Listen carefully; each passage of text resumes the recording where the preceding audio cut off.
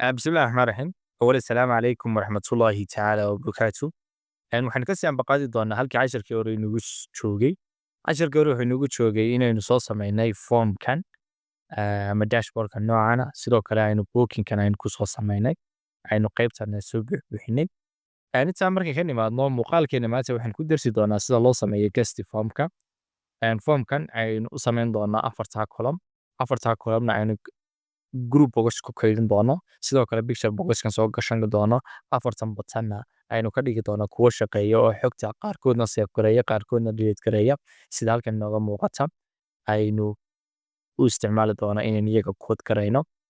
Intaa markaan ka nimaadno waxaynu iman doonaa qaybtan grid view-ga ama data grid view-ga aynu xogteenu soo gashanay ama xogta inoo kaydsanaan doonta aan halkan ka daalacan doono hadduu alla yidhi. Marka waxaan rabnaa muuqaalka noocaasa iyo casharka noocaasa inaynu muuqaalkan aynu kusoo kafoor karayno hadduu alla yidhi. Marka waxaan soo furan doonaa Visual Studio-ga ayaad soo furan doontaa. Visual Studio-ga ama ID-gii markaad soo furatid waxaad ka dooran doontaa magacii space name-ka ku ahaa oo qaybtan recent-ga ayuu ku iman doonaa. Magacii ayaad ku dhufan doontaa. Magacii markaad ku dhufatid wuxuu inoo soo saari doonaa marka isaguna qaybtan waxaan rabnaa inaan kusoo darsano hadda formkii hore ayuu inagu joogay. Formkan inagu joogay waxaan rabnaa inaan form cusub kusoo darsano. Si aan form cusub kusoo darsano waxaan tegi doonaa hotel management system halka name space-ku kugu qoran yahay ayaad right click siin doontaa. Right click markaad siisid waxaad dooran doontaa halkay ku qoran tahay add a new item. New item baad marka kasii dooran doontaa. Waayo qaybta markii saa inagu soo baxdo wuxuu inoo soo saari doonaa templates-kan fara badan ama itemskan waxaad kasii dooran doontaa form and Windows form ayaad kasii dooran doontaa. Halkaasi markaa waxaynu ku qoran doonaa guest magacii ayaan siin doonaa ad ayaynu leenahay. Ad wuxuu inoo sameyn doonaa marka formka cusub ayuu inoo sameeyey. Formka cusubna waxaan kusoo xardhi doonaa hadduu alla idmo qaybihiin hadda soo arkaynay. Ugu horreyn waxaan soo koobi garaysan doonaa haddaan tago bookingka qaybtan ayaan soo koobi garaysan doonaa. Control plus C ayaan leeyahay. Control plus V ayaan siin doonaa. Qaybta ayaan halkaa dhigan doonaa waxaan kasoo bedeli doonaa magaca waxaan leeyahay aad igu bixisaa guest form. Way guest form ayaan siin doonaa. Intaa markaan siino waxaanu iman doonaa markaa qaybta tool box-ka waxaad ka search garan doontaa group box. Group box waa soo jiidi drop baan halkan ku siin doonaa soo yaroonaysiisan. Markaa intaas soo leekaysiisto uu yahay qaybta ayaa tegi doonaa konka ayaan geyn doonaa. Haddana toolka aan dooni doonaa loo yaqaano picture box. Picture box-kan isagana drop ayaan soo siin doonaa. Isagana halkaas ayaan dhigan doonaa. Labadaba markaan soo gashto labadaba halkan isoo fuuraan waxaan iman doonaa qaybtan waxaan usoo qoran doonaa waxaan halkaa ula bixi doonaa waxaan leeyahay guest information. Intaa markaan ka imaado halkan ayaan buttonski iyo columnski ayaan dhigan doonaa. Waxaan search garan doonaa markaa label markaan search gareeyo halkaas ayaan drop ku siin doonaa. Drop markaan ku siiyo labelkan ayaan fontigiisa soo bedeli doonaa. Waxaan ka dhigi doonaa fontiga 10 baan ka dhigi. Okay ayaan siin. Okay markaan siiyo aan sidoo kale soo gashan doonaa text box. Way text box-kan isagana drop ayaad siin doontaa. Maybe isagoo soo yaroonaysiisan. Okay kanaan iman doonaa markaa text box-ka magacaan ula soo bixi doonaa waxa weeyaan waa guest ID ayaan siin doonaa. Guest ID markaan siiyo isagan intaasaan copy garaysan doonaa. Control plus C Control plus V ayaan leeyahay. Isagana halkaas ayaan dhigi doonaa. Sidoo kale isagana waxaan ugu magac dari doonaa waxaan leeyahay. Isagana waxaan siin doonaa guest waxaan leeyahay guest name ayaan siin doonaa. Waayo guest name markaan siiyo xoogaa horaan uga soo dhigi kana sidoo kale. Isaga haddana waxaan leeyahay Control plus V ayaan siin doonaa. Waayahay Control plus V markaan siiyo isagana xaggan ayaan keeni. Okay way hoos baan usoo dhigi. Kanaan qaadi markaa isagana waxaan usoo bixin doonaa form. Mid kalena haddana copy garaysan doonaa isaga Control plus C Control plus V isagana waxaan ula soo bixi address ayaan ula soo bixi. weeyahay address baan leeyahay address markaan siiyo waxaan soo gashan doonaa buttoniskii ayaan isagana aan soo gashan doonaa isagana halkaasaan dhigan doonaa buttonka koowaad buttonka koowaad midabkiisa waxaan ka dhigan doonaa qaybtaas ayaan ka tirtiri doonaa control yellow ayaan ku qoran doonaa yellow markaan ku qorto buttonska yellowgaas ii noqon doonaa waxaan leeyahay font size-ka buttonka xoogaa soo yar roonaysi bold ka dhig 40 ilaa iyo 14 u daa 40 ilaa iyo 14 baan ka dhigi bold baan soo dooro 14 baan ka dhigi okay baan siin doonaa waxaan ula bixi doonaa marka buttonka safe ayaan ula bixi doonaa qaybtiisa ayaan tegi doonaa isagana waxaan leeyahay btn ayaan siin doonaa safe ayaan qoran doonaa intaa markaan ka imaado waxaan leeyahay control plus v isagana waxa weeyaan kan buttonkana waxaan u bixin doonaa leeyahay btn cad ayaan siin doonaa marka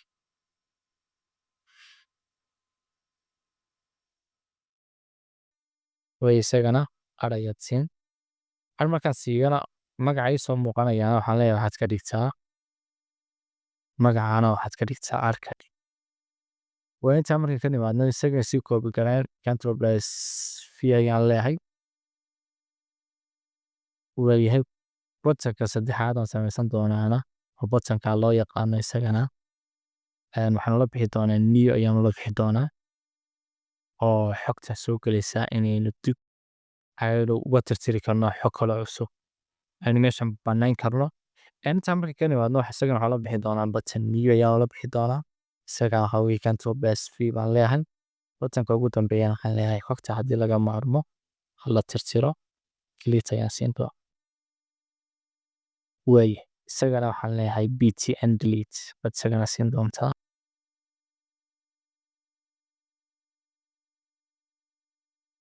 delete ayaan leeyahay intaa markaan ka imaado xogtaa isagana ku salaystay waxaan u iman doonaa meta data grid view inaan soo gashto tooliskii baan tegi doonaa halkan waxaad ka search garan doontaa data grid view isagana waxa weeyaa qaybtaasaan soo dhigan waan soo roonaa sii sameeyaa marka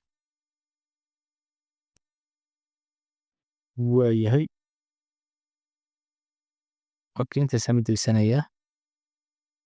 xataa markaan u deysto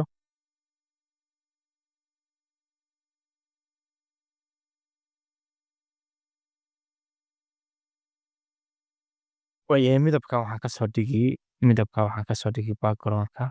noo muuqda waxaan kasoo dhigi yellow ayaan kasoo dhigi intaa markaan ka imaado qaybtaan iman doonaa qaybta halkaa menugas ayaad ku dhufan doontaa deetana waxaan kasii dooran doonaa choose image deetana import ayaad siin doontaa waxaan kasoo muujin doonaa marka kaasaan soo gashan doonaa okay ayaad siin doontaa marka waxa weeyaan aad ayuu waxa weeyaan u zoom garaysan yahay qaybtana kasoo bedeli doonaa scratch ayaan leeyahay weliba scratch qaybtan ba ku dhufo normalka kasoo bedel image center dheh ama zoomika intaasin markaa leenahay intaa markaynu siino waxaan double click siinayaa markaa buttonka ay ku qoran tahay safe ayaa double click siinaysaa waxaan rabnaa inaan soo programin intaana soo programin waxaynu u samaysan doonaa markaa aynu tegi doonaa inaynu database kusoo xidhno databasekiisaan kusoo xidhno qaybta hore refresh gareynaya databaseki markaa wuu igu xiran yahay databaseka ayaad soo furi doontaa qaybta table ay ku qoran tahay ayaad waxaad leedahay add a new table right click waad siin doontaa right click markaad siisid add a new table baan leeyahay marka we know hadda inaan kasoo gashanno databaseki aan soo samaysano uma baahni waxaan u baahannahay waxa weeyaan inaan xaggan ka samaysano isaga inoo soo saari doono xoogaa buu yar wareegi isaga markaa kuu soo saari qaybta markaan ka nimaadno intii aan hadda soo samaysanay oo formskii ayaad waxa weeyaan ood soo samaynaysaa columnskii columnka koowaad waxaan leenahay waa guest ed ayaan siin doonaa id ayaan siin doonaa variablekiisana data typekiisa waxaan ka dhigi doonaa intii ayaad siin doontaa waad ka tegi doontaa columnka labaad baad u iman doontaa waxaan leenahay waa guest 9 fartana waad isku dhejin isagana waxaad ka dhigi doontaa fraarsh ayaad siin doontaa. Fraarsh markaad siisid isaga waad ka tegi waxaanu iman doonaa kii saddexaad isagana form baan leenahay. Form markaan siino isagana fraarsh ayaan siin doonaa. Fraarsh markaan siiyo isagaanu iman doonaa kaa kalena waxaan la bixi address ayaan siin doonaa. Waayahay isagana fraarsh ayaad ka dhigan. Intaa markaan sameyno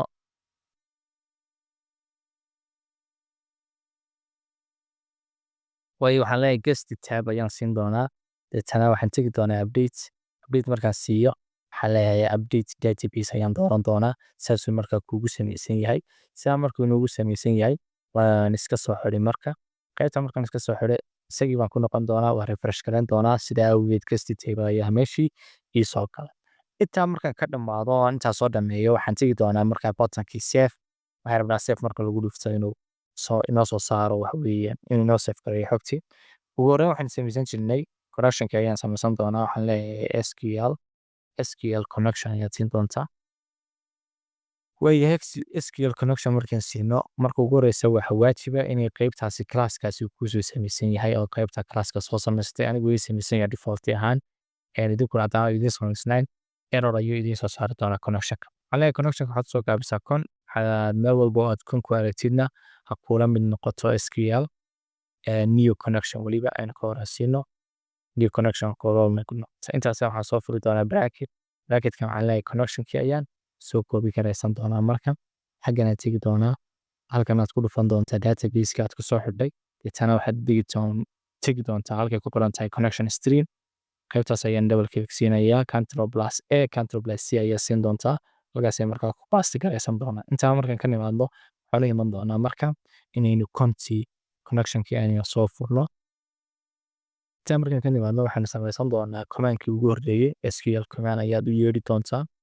SQL command markaad u yeedhi waxaan leenahay SQL command meel walbaad ku aragtay CMD ha inoogu soo kaabsanaado. bracket baad furan doontaa double quote.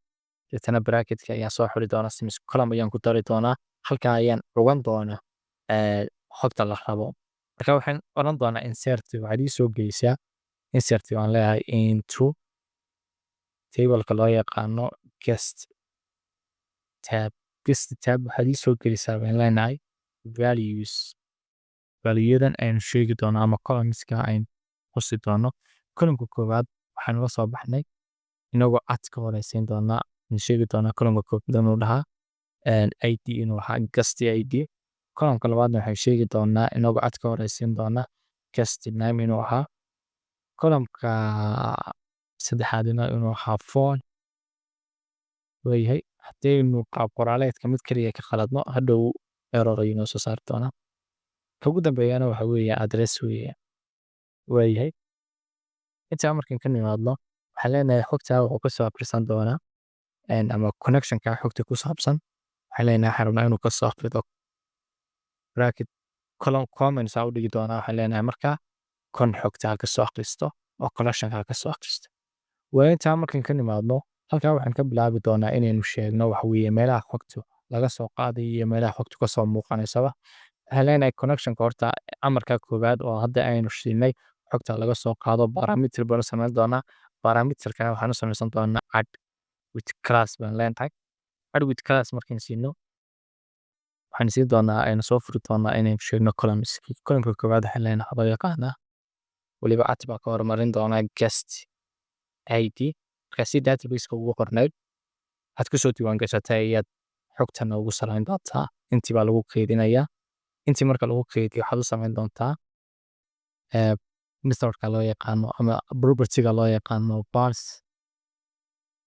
waayahay intaa markaan ka nimaadno waxaan sheegi doonaa waxa weeyaan qaybta xogta meesha laga soo gelin doono oo noqon doonta textbox. waayahay textbox 1 property-giisa waxaa ka dhigi doonaa .text. waayahay qaybta markaan ka nimaadno isaga aynu samaysan doonaa qaybi kale. isagana CMD ayaan leeyahay. CMD isagana waxaan siin doonaa parameters. parameterska markaan add baan leeyahay.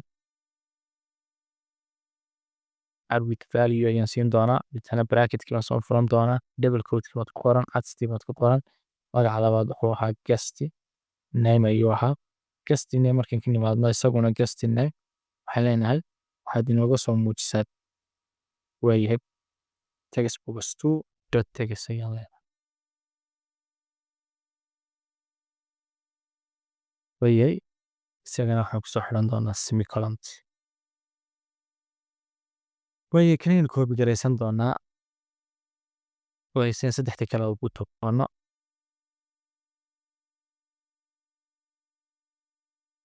waayahay isagana waxaan soo bedeli doonaa kan waxaan leenahay isagana wuxuu ahaa phone ayuu ahaa waayahay foomkuna wuxuu ahaa buttonkiisu waliba textboxkiisu wuxuu ahaa textbox 3 ayaan siin doonaa kan kalena 4 ayaad leedahay 4 markaad siisid isagana waxaad ka dhigi doontaa address ayaad faliyi doontaa intaa markaan soo siino waxaan leenahay inta baan siin doonaa inta markaan siino cmd da ayaan furan doonaa oo waxa weeye command-kii waxaan leenahay execute ninkii waayahay tana waad soo xidhan doontaa connectionka ayaan soo xidhan doonaa marka waayahay intaa markaan ka nimaadno waxaan leenahay marka xogta uu soo helo oo xogtaas uu qabto waxaad noo soo saartaa message boxka noo soo saar si uu noogu sheego waxa weeye in xogtii la helay did showde time bracket furo double quote ku hore waxaan leenahay record waayahay okay intaa markaan siino waxaan leenahay qaybtaasaan ka iman doona comment leenahay double quote baan furan doonaa save baad leedahay marka xogtaa markaan save garayno waxaan leenahay tano koomada waxaan leedahay waxaad noo soo saartaa marka message box waayahay dad okay intaa waxaan leenahay tana kooma inoo sii message box waayahay message box icon intaa markaan siino dot baan leenahay information ayaan siin doonaa waayahay semicolon marka soo xidhan doona amarka koobaad saasuu nagu furay waxaan rabnaa hadda inaan soo dibaa karayno intaana soo dibaa karayn waa inaan soo xidhaa waxa weeyaan waa inaan idhaahdaa marka lagu dhufto dashboardkii baan tegi dashboardkii markaan tago waxaan double click siin doonaa qaybta guest way guest baad double click siin halkan waxaan leenahay magaca la soo bixinay formku waa guest meel walbo guest aad ku aragtiin waxaan leenahay waxaan usoo kaabsan doonaa gs markaan usoo gaabsano waxaan leenahay meel walbo gs ku aragtiin waxay ka dhigan tahay waa guest waxaan leenahay gs podcastigii dad show inagu soo saaro intaas ayaynu start baan leenahay marka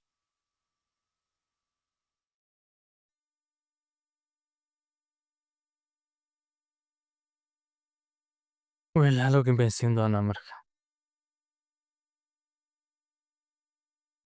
login markaan siino haddaan gasta ku dhufto waxay soo baxi doontaa qaybtan ay soo bixi doonta haddaan hadda tusaale fudud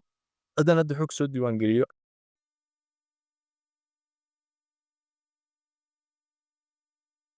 aan xogtan gashto aan yidhaahdo save waa inay soo baxdaa maxay record save laakiin qaybtan weli igama soo muuqan waxa weeyaan ilaa aan qaybaha kale aan soo programiyana ma rabo inay waxa weye xogta la save garay xogta la save garanayo waa inay halka iga muuqata waa intaa markaan ka nimaadno waxaan siin doonaa waxaan iman doonaa qaybihii kale inaan soo programino waxaan tegi doonaa marka gastigii baa tegi doontaa gasti designkii waxaan leenahay qaybtan arkan ayaan soo programin doonaa waayo qaybta arkan markaan soo programino marka ugu horeysa waxaan samayn doonaa marka intii hore ayaynu soo koobi garaysan doonaa intii hore casharkii hore inagu jirtay waayahay ayaan soo koobi garaysan doonaa waxaan tegi doonaa marka connectionka hore ayaan soo koobi garaysan doonaa iyo qaybtan commandka labadaaba soo qaadan doonaa labada markaan soo qaato waxaan leeyahay butankii albaa u iman doonaa pasta ayaan ku siin doonaa waayahay qaybahan ayaan iska soo tirtiray marka inta xogta halkan ku jirta oo dhan waa soo tirtin halkaa markaan marayo waxaan leeyahay select ayaan siin doonaa all from tableka magaciisa ayaan sheegi doonaa tableka magaciisana guest tab ayuu ahaa intaa markaan ka imaado connectionkiina wuu igu xiran yahay qaybtaa enter ayaan siin doonaa halkaa ayaa waxaan ka bilaaban doonaa qayb loo yaqaan SQL adapter adapterku waa bridge between data set and data server bayn hore ugu soo sheegnay helena adapterki ayaan siin doonaa adapterki markaan siino kana soo gaabsan doonaa DA ayaan soo gaabsan doonaa DA na waxay ka dhigan tahay way DA markaan dhahno ayaan soo gaabsan doonaa data adapter oo helena xogtaasina xogta uu soo saari doonaana ka soo akhristo command-ka inta markaan ka nimaadno data table ayaan sheegi doonaa way data table-ki ayaan iyaguna ayaan ku xusi doonaa DT waxaan soo gaabsanay data adapter-ki yaad sagana waxa weeye qoran doontaa inta markaan ka nimaadno the field baan leenahay DT-ga ayaad qoran doontaa ama waxa weeye data table-ki على field ayaan ku samayn doonaa xogta markaa waxa weeyaan waxa naga soo muujiyo data group view okay data group view give dot data source datada kaydsan baan rabnaa inuu inooga soo saaro .dt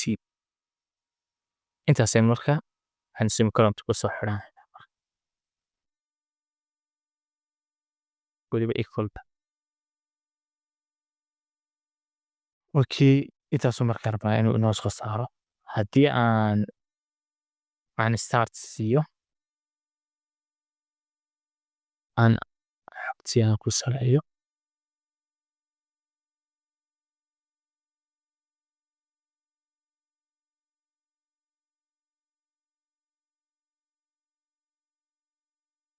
way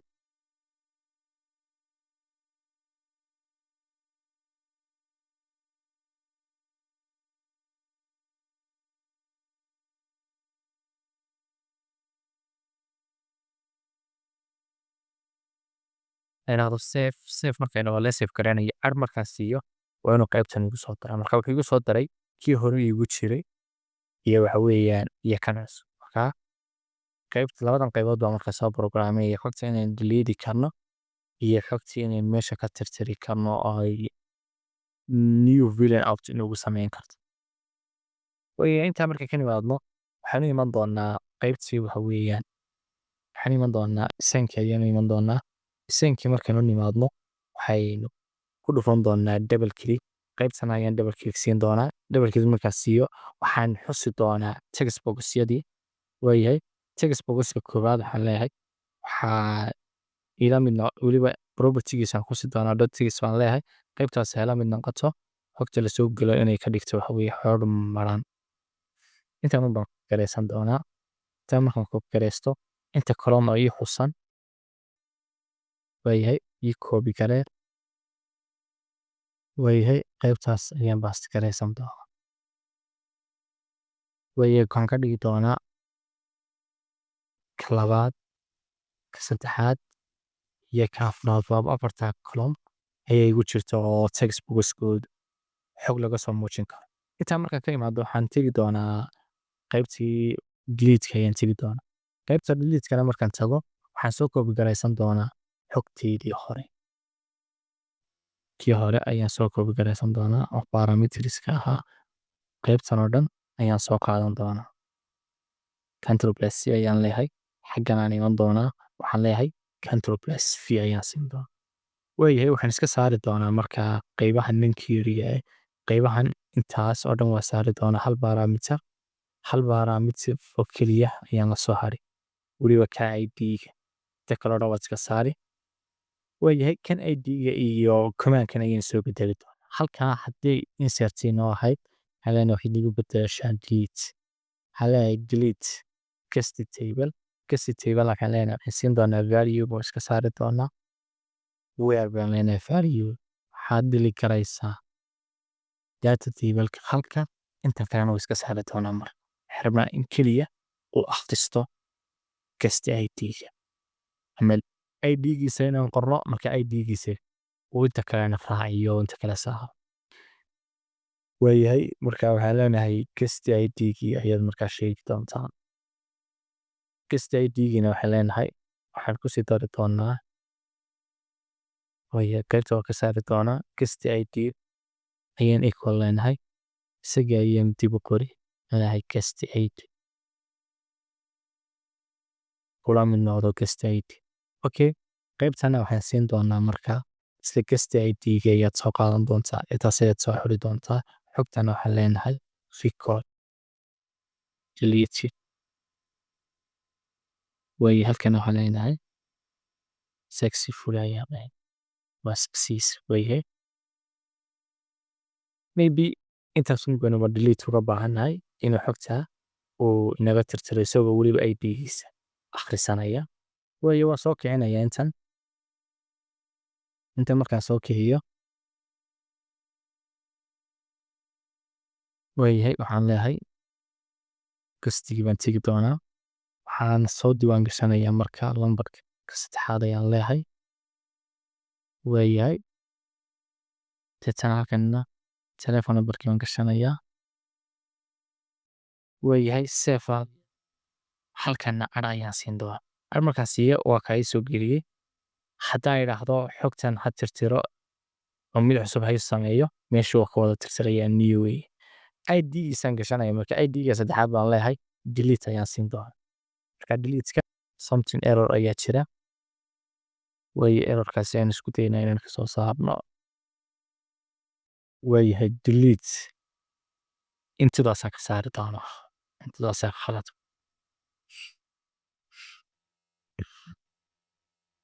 okay well guest id صح okay bal dib baan ugu noqdo waxaan soo kiciyo waayahay guestigii baan tegi doonaa haddii aan isku dayno bal inaan xogta id-ga ayaan dooran doonaa id-ga weli ma soo baxay waayahay waxaynu raadin doonaa caqabadda iyo halkii caqabadda ku jirto cmdd way noo saxan tahay qaybtana sidoo kale way noo saxan tahay waayahay waxaan isu dayi doonaa inaan qaab qoraaleedka laga yaabo inaan wax ka khaladnay guest table baa halkan ugu qoran weer baan leenahay guest table-ku uu kula mid yahay guest id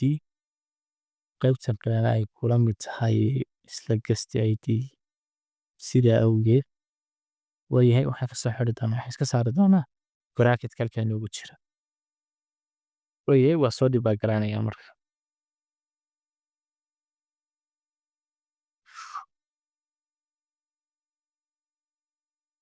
waayahay guestigii baan tegi doonaa waxaan loo soo bixi doonaa id-ga lambarka saddexaad delete ayaan leeyahay saasuu markaa wuu ku delete garaynaya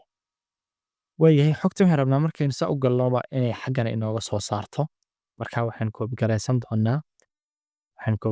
doonaa si ay inooga muuqato waxa xogta ku kaydsan marka aynu qofka diiwaangelinna aragno intan ayaad koobigaraysan doontaa intaa bottomka cad ayaad koobigaraysan doontaa foomkii ayaad tegi doontaa foomkii markaad tagto foomka double click siin doontaa control plus v baad leedahay waynu soo ragaran doonaa waxaan leenahay foomkana waxaad nooga soo muujisaa centerka starting position ayaan leenahay center ka dhig okay waan soo dhibaagaraynaa marka